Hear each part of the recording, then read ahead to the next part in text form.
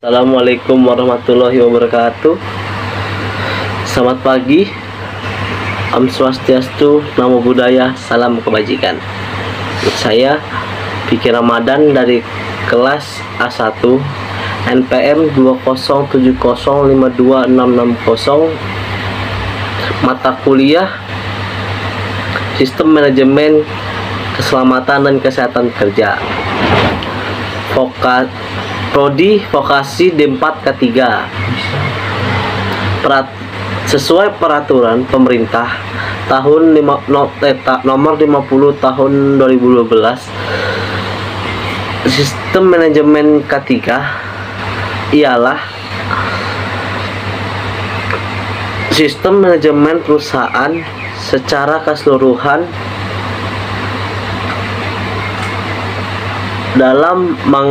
dalam rangka pengendalian resiko untuk upaya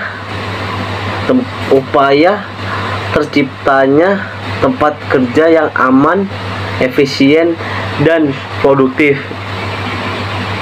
Ngomong-ngomong tentang SMK 3, apa itu K3? K3 ialah segala kegiatan yang menjamin dan melindungi keselamatan dan kesehatan tenaga kerja dengan upaya pencegahan kecelakaan dan penyakit akibat kerja. Di dalam perusahaan pastinya ada tenaga kerja. Apa sih itu tenaga kerja? Tenaga kerja ialah setiap seorang yang mampu melakukan pekerjaan untuk menghasilkan barang, atau jasa untuk memenuhi kebutuhannya sendiri atau kebutuhan masyarakat.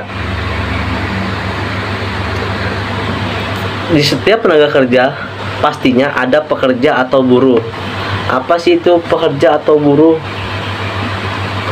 Pekerja atau buruh ialah seorang yang bekerja dengan menerima upah atau imbalan dalam bentuk lainnya.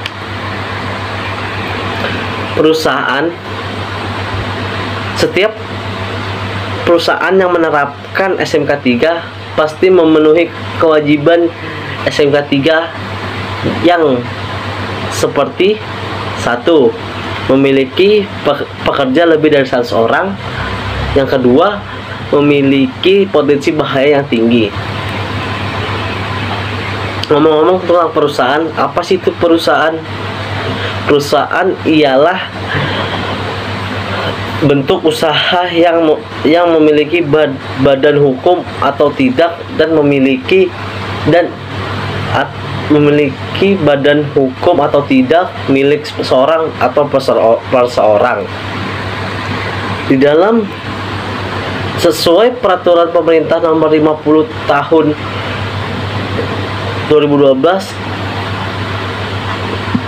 ada yang namanya audit ketiga. Apa sih itu audit ketiga? Audit ketiga itu ialah pemeriksaan secara sistematis terhadap pemenuhan kriteria yang diterapkan untuk mengukur suatu hasil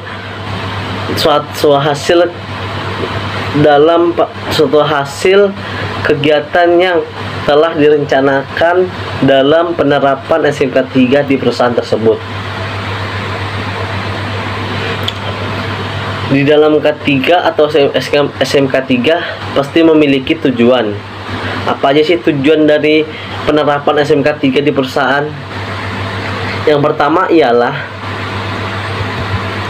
meningkatkan efektivitas atau perlindungan keselamatan kerja, keselamatan dan kesehatan kerja yang terencana, terukur, dan terstruktur. Yang kedua, mencegah dan mengurangi kecelakaan kerja dan penyakit akibat kerja dengan melibatkan unsur manajemen pekerja. Yang ketiga, menciptakan tempat kerja yang aman, nyaman, efisien, dan untuk mendorong produktivitas para pekerja atau meningkatkan hasil pekerja di perusahaan tersebut. Seperti yang saya bicarakan tadi, kewajiban SMK 3 yang harus diterapkan di perusahaan ialah mempunyai karyawan atau pekerja lebih dari 100 orang. Yang kedua, mempunyai potensi bahaya yang tinggi. Di setiap ketiga pasti memiliki penyusunan kebijakan. Apa aja sih penyusunan kebijakan tersebut? Yang pertama, ada peninjauan. Yang kedua, harus memperhatikan peningkatan kinerja manajemen ketiga secara terus-menerus, atau seperti harus memantau kinerja tersebut. Yang ketiga, memperhatikan dari memperhatikan atau dapat masukan dari pekerja atau buruh. Jadi intinya menerima masukan dari pekerja atau buruh, atau serikat pekerja atau serikat buruh. Di setiap ketiga atau SMK 3 pasti memiliki kewajiban. Apa aja sih kewajiban di SMK 3 sesuai peraturan pemerintah nomor 50 tahun 2012? Yang pertama ialah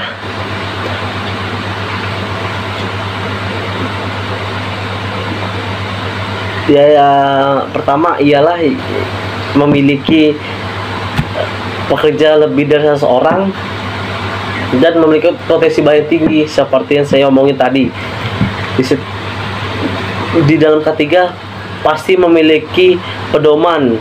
Apa aja sih pedoman ketiga? Pedoman ketiga berpedoman kepada yang pertama, peraturan pemerintah tentang SMK 3. Yang kedua,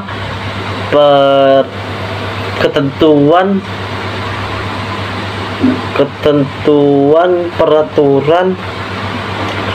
peraturan perundang-undangan. Yang keempat, konvensi dan standar internasional. Di ketiga pasti memiliki kebijakan nasional ketiga. Apa aja sih kebijakan nasional? Kebijakan nasional ketiga yaitu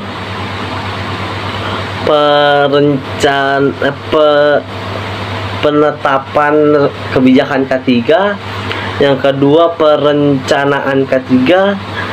Yang kedua, perencanaan ketiga. Yang ketiga, pelaksanaan rencana ketiga. Yang keempat, pemantauan dan evaluasi kinerja ketiga. Dan yang terakhir, peninjauan dan peningkatan kinerja ketiga. Kebijakan di dalam ketiga pasti memiliki kebijakan ketiga itu sendiri. Apa aja kebijakan ketiga itu? Penetapan ketiga dan sebagaimana dimaksud dalam kebijakan nasional tentang ketiga dilaksanakan oleh pengusaha sesuai peraturan PP, sesuai peraturan pemerintah tahun nomor 50 tahun 2012. Ketiga memiliki kebijakan apa aja sih yang dimiliki ketiga?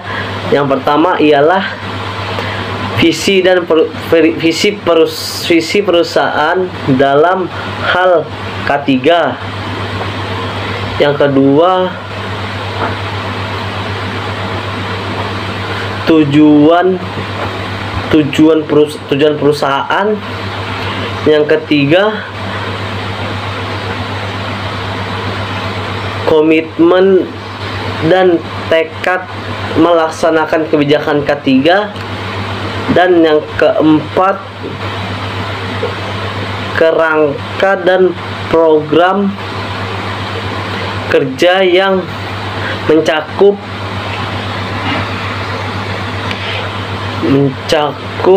kegiatan perusahaan secara menyeluruh yang bersifat umum dan operasional. Pertimbangan rencana K3. Apa aja sih pertimbangan rencana K3 atau rencana K3 ini? Yang pertama, hasil penelaahan awal. Yang kedua, identifikasi bahaya di tempat kerja tersebut atau identifikasi potensi bahaya, penilaian dan pengendalian risiko di tempat kerja tersebut. Yang ketiga, peraturan perundang-undangan dan persyaratan lainnya. Yang keempat, sumber daya yang dimiliki. Isi apa saja? Isi rencana K3 apa aja sih dari dalam isi itu? Yang pertama ialah memiliki tujuan dan sasaran di perusahaan tersebut. Yang kedua, skala prioritas. Yang ketiga, upaya pengendalian bahaya. Yang keempat, upaya pengendalian bahaya. Yang keempat, penetapan sumber daya alam. Yang kelima,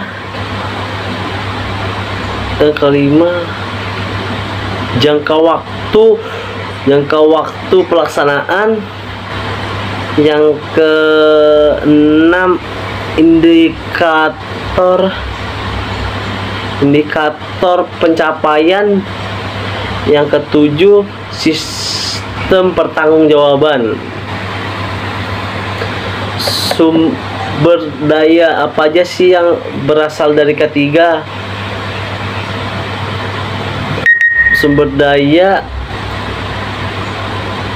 yang berasal dari daya manusia di bidang K3 yang harus memiliki kompetensi kerja yang dibuktikan dengan sertifikat.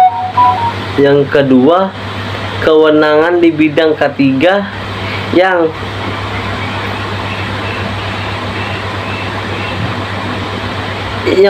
dibuktikan dengan bersurat atau berizin